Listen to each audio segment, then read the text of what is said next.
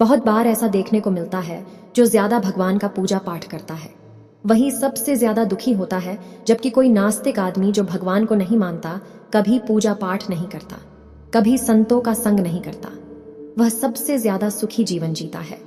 यह सब चीजें देखकर कभी कभी लगता है कि भगवान ही गलत है। पूजा पाठ करने वाले लोग दुखी क्यों रहते हैं? भगवान का न्याय ही गलत है या कोई कहानी नहीं? यह हर किसी के साथ होता है। दोस्तों, इस पोस्ट में हम आप लोगों को इसके पीछे के कारण के बारे में बताने वाले हैं। भगवान श्री कृष्णा ने स्वयं इसका उत्तर दिया है कि आखिर ज्यादा पूजा पाठ करने वाले लोग दुखी और परेशान क्यों रहते हैं। इसका उत्तर भगवान कृष्णा ने श्रीमद्भागवत गीता के माध्यम से बड़ी स्पष्टता के साथ बताया है। तो चलिए शुरुआत करते हैं। पूजा पाठ करने वाले लोग दुखी क्यों रहते हैं? दोस्तों, बात द्वापर युग की है, जब भगवान श्री कृष्ण और अर्जुन के बीच संवाद हो रहा था। तब अर्जुन ने भगवान श्री कृष्ण से पूछा, हे माधव, जो लोग ज्यादा पूजा पाठ करते हैं वह ज्यादातर दुखी और परेशान क्यों रहते हैं? इसके पीछे कारण क्या है, जबकि वो लोग जो भगवान का नाम ही नहीं लेते, भगवान का स्मरण भी नहीं करते, वह लोग हमेशा गलत कार्य करते हैं, उन लोगों को जीवन में सुख मिलता है। इसके पीछे का रहस्य मुझे समझाने का प्रयास करें। तब भगवान श्री कृष्ण ने एक छोटी सी कहानी के माध्यम से अर्जुन को इसका उत्तर दिया। जानते हैं उस छोटी सी कहानी के बारे में? भागवत गीता के अनुसार से ज्यादा पूजा करने वाले लोग दुखी क्यों रहते हैं? एक गुरु के दो शिष्य थे, दोनों ही पढ़े लिखे और विद्वान थे। दोनों में सिर्फ फर्क इतना था कि एक भगवान को मानने वाला था और दूसरा भगवान को ना मानने वाला था।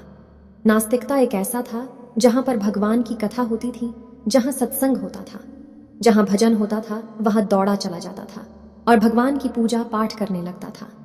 दूसरा शिष्य इन सब चीजों से काफी दूर था। वह शराब पिया करता था, वेश्याओं के यहां जाया करता था। सारी बुरी आदतें दूसरे शिष्य में थीं। one दिन क्या हुआ कि जब वह शिष्य शराब पीकर अनाप शनाप बोलते हुए रास्ते में चलते हुए अपने घर को जा रहा था, अचानक उसको रास्ते में पैसों से भरा एक बैग मिल जाता है। उसकी खुशी का ठिकाना नहीं रहता। वह जोर जोर से चिल्लाते बताता है, आज मुझे पैसों से भरी भेंट की थैली मिल गई है, मेरा जीवन सफल हो गया, इन पैसों से अपने जीवन की आवश्यकताओं की पूर्ति कर लूंगा। वहीं दूसरा मित्र मंदिर से भजन करते हुए अपने घर को जा रहा था। अचानक उसकी पैर में बड़ी कांटी चुभ जाती है, रक्त निकलने लगता है। ठीक उसी समय दूसरा शीशे भी वहां पहुंच जाता है और हंसते हुए उसको बोलने लगता है, क्यों तुम ही हो ना जो सबसे ज्यादा पूजा पाठ करते हो, भगवान का भजन करते हो। क्या किया तुम्हारे भगवान ने? मुझे देखो, मैं कभी मंदिर नहीं गया, मैंने कोई अच्छा काम किया है? मेरे घर में भगवान का मंदिर भी नहीं है। मैंने कभी अपने बारे में सत्यनारायण भगवान की कथा नहीं कराया, भगवान के सामने कभी माथा नहीं टेका। फिर भी मैं कितना संपन्न हो, अमीर हूँ, मेरे पास पैसों की कोई कमी नहीं है, सबसे ज्यादा सुखी जीवन में ही जी रहा हूँ। अच्छे शिष्य को उसके बाद चुभने लगी। उसने मन ही मन भगवान से प्रार्थना किया, या तो सच बोल रहा है, मैं कितना पूजा पाठ करता हूँ और वह कुछ नहीं करता, फिर भी कितना सुखी है। इतना सोचते हुए वह अपने गुरु के पास चला जाता है और यही प्रश्न गुरु से करता है। गुरुजी मुस्कुराते हुए बोलते हैं, भगवान जो करते हैं अच्छे के लिए करते हैं, जिसकी जैसी योग्यता होती है उसको उसी के अनुसार फल देते हैं। अब तुम्हारे प्रश्नों का उत्तर तुम जानते हो। भगवान ने पैरों में ही क्यों कांटे चुभाए और उसको पैसे से भरी बैग क्यों मिली? सुनो, तुमने पिछले जन्म में बहुत पाप किया था, इसलिए तुम्हारी आज मौत होने वाली थी। तुम बच गए क्योंकि तुम मंदिर गए थे, तुमने भगवान की पूजा की थी। यही कारण है कि तुम्हारी मौत ना होकर सिर्फ एक कांटा ही चुभा। अब तुम्हारे मित्र की बात करते हैं।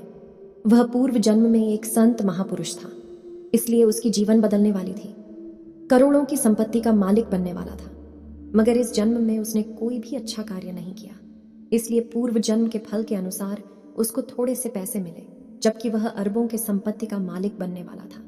भगवान को दोष देना छोड़ दो, अपने वर्तमान के समय का सदुपयोग करें, भविष्य अपने आप सुधर जाएगा। इस प्रकार उसकी आंखें खुल गईं और उसे पूजा पाठ में लग गया। तो यही करना होता है कि जो पूजा पाठ करते हैं वो इतना दुख क्यों रहते हैं?